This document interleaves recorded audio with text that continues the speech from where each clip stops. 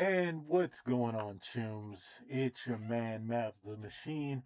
I wanted to check in today with gaming news to see what's going on out there in the world and see what's the latest news. So, without further ado, let's go ahead and jump into it. So, the next major God of War game led by Kratos is officially coming, and according to Santa Monica Studios' Cory Barlog, it will arrive after God of War Laufey and connect directly. And just in case you guys didn't know, this is Daily Hub Ranks. I find them to be pretty objective when it comes to news and not trying to slate us towards one platform or the other. So, anyway.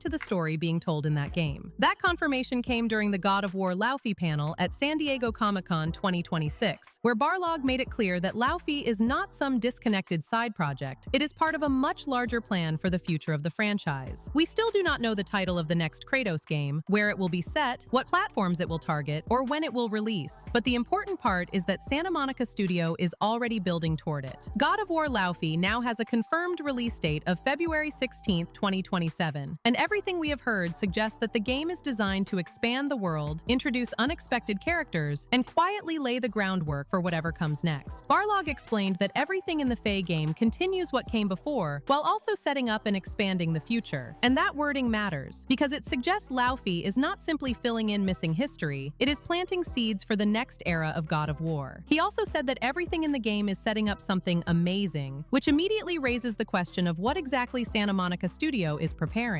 Is Laufey's story going to reveal a hidden threat that Kratos will eventually have to face? Is it going to introduce a new realm, a new mythology, or a character who becomes central to the next game? Or could Faye's past completely change the way we understand Kratos, Atreus, and the events of the Norse saga? That is what makes this announcement more interesting than a simple confirmation that Kratos will return. We already knew Santa Monica Studio was not finished with him, because Barlog said earlier that there would always be Kratos games, and the studio later reinforced that by saying it still had many more stories to tell with him. The Comic-Con comments go further, because now we know those future stories are being connected directly to Laufey. That makes her game feel less like a detour and more like a bridge. At first, the reaction to God of War Laufey was mixed, and that was always going to happen. Some fans praised the combat, the visual. Yeah, I'm not too interested, to be honest. Uh, I have to check it out and research, but I think Laufey is Kratos' wife. I'm just not interested in a God of War game where I'm not playing as Kratos. It's like uh, Gotham Knights, where Batman's not in the game. I just didn't find it interesting. It felt off, but that's just me. And the chance to explore Faye as more than the unseen wife and mother who shaped the events of the Norse games. While others criticized the simpler gameplay shown in the opening section and immediately questioned why Kratos was not the main character. That reaction is understandable, because Kratos is the face of the franchise, but it may also be missing the larger point. Laufey's story appears to be expanding the mythology around him, and sometimes the best way to make a central character more interesting is to step away from them for a moment and explore the people who changed their life. Faye is one of the most important figures in the entire Norse saga, yet most of what we know about her comes through other people's memories, hidden messages, prophecies, and the consequences of choices she made before the story began. A game focused on her gives Santa Monica Studio the chance to show us who she really was, what she knew, what she was hiding, and why she chose Kratos in the first place. That could completely reframe the story we already played. It could reveal that Faye was not simply preparing Kratos and Atreus for Ragnarok, but preparing them for something beyond it. The first gameplay reveal already showed how closely the new game is tied to the existing story. It began with Kratos and Atreus burning Faye's body, just as we saw in God of War 2018, before moving backward and showing Faye while she was still alive. Kratos appears again shortly afterward, helping her while she is briefly imprisoned, but it is still unclear how much of a role he will have throughout the full game. He may only appear in a handful of important moments, or he could have a larger presence than the early footage suggests.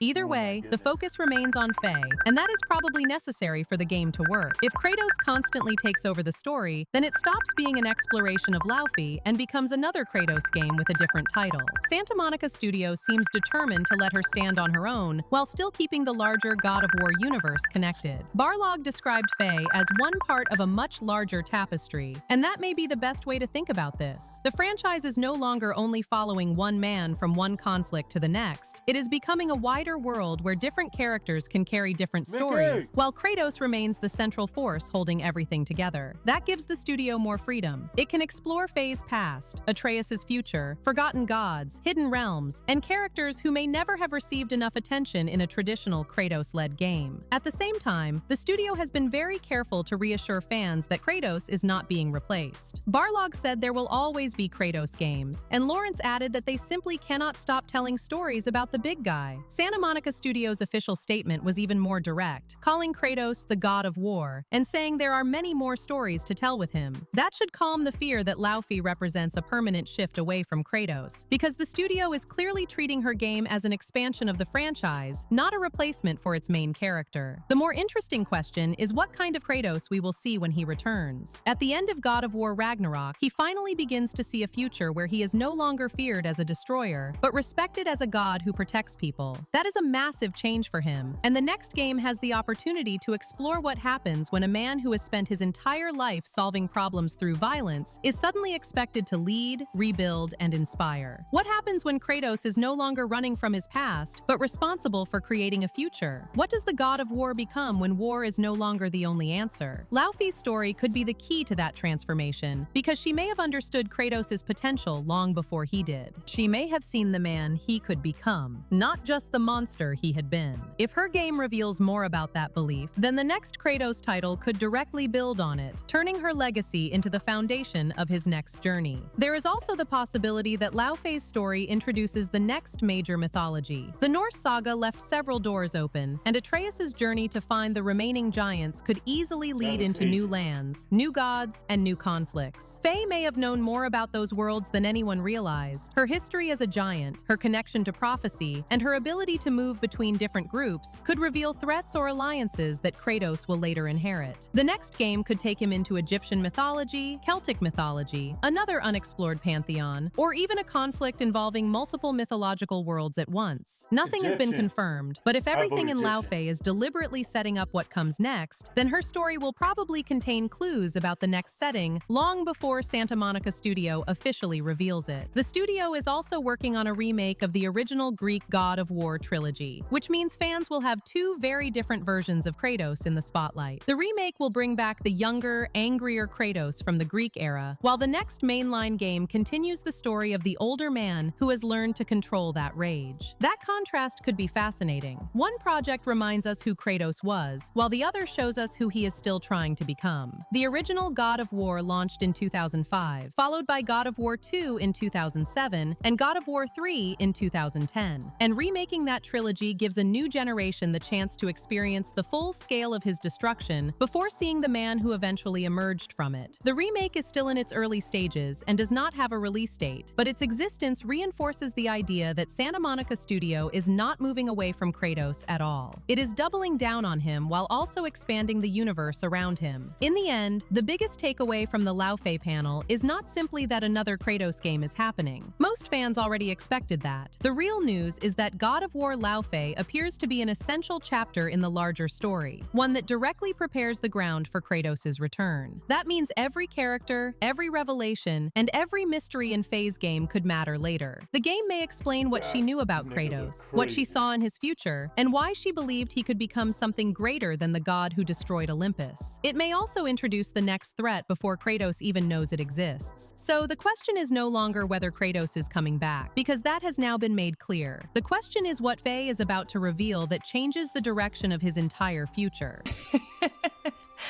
I mean, and we also had the difficult or seemingly difficult job of sort of instantly needing to fall in love and project that depth of story about people who have spent years together, had a family together, these kinds of things that come from long, deep, intimate experiences. And we had to, whip it up in an hour or so and work all day and kind of that space. And Deborah Ann Wool, who's playing Laufey in the new God of War, has made one thing perfectly clear. I'm Deborah Ann Wool, and I play Faye in God of War Laufey. She does not care about the online backlash. And honestly, that might be the most powerful response she could have given. No arguing with fans, no long.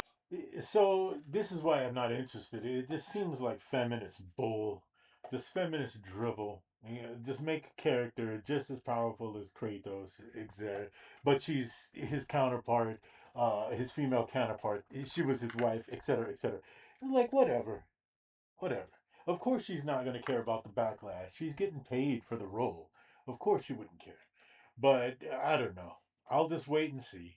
Long-winded notes app apologies. No jumping into the comments to fight with strangers. She just said she's totally unbothered. Think about how rare that is right now. Today, when an actor joins a massive franchise, there's this weird expectation that they need to react to everything. Every comment, every video, every angry post. The internet creates this bizarre pressure to explain yourself to people you've never even met. But Wool seems to get something crucial. Not every opinion deserves your attention. She mentions she isn't really on social media, which probably explains the calm. When you aren't doom scrolling through strangers' opinions, those opinions lose their power. Let's be real. Social media has a habit of making a small, loud minority look like the whole world is on fire. You see a few hundred angry comments, and suddenly it feels like everyone hates the project. But step outside that bubble, there are millions of people just waiting to play the game. They're excited. They're curious. Most of them don't even know there is a controversy. That's exactly why her reaction is so refreshing. She believes in the game. She trusts the dev team. She's confident in the work. Because at the end of the day, what can an actor actually control? Their performance. They can show up, nail the character, and leave it all on the floor. They can't control the internet, and trying to? That'll just drive you crazy. I also really respect that she's not punching down at the critics. She isn't telling people they're wrong for having an opinion. She's just refusing to let those opinions shake her. There is a huge difference between taking feedback and letting strangers dictate your worth. Here's the thing about online backlash. It craves a reaction. People want the argument. They want the headline. They want the drama. But when you just shrug and say, "I'm unbothered," you starve the cycle. There's Yeah, I mean, as an actor, I don't think you should really nothing left to care fight against. No break. about online. I don't think you should care too much about people's opinions. It's all it's going to do is just distract you. So I think she's right with that. As far as the character and the game, we'll see. I'll wait and see the reviews and see where we go from there. But it just strikes me as this feminist thing that's going on lately. Anyway, that's it for this video. I just wanted to react to this Hugh Branks video. Again, I find him to be a very objective channel, very knowledgeable, a good source. So with that, I'll say goodnight for tonight and leave you to your good games. Till next time.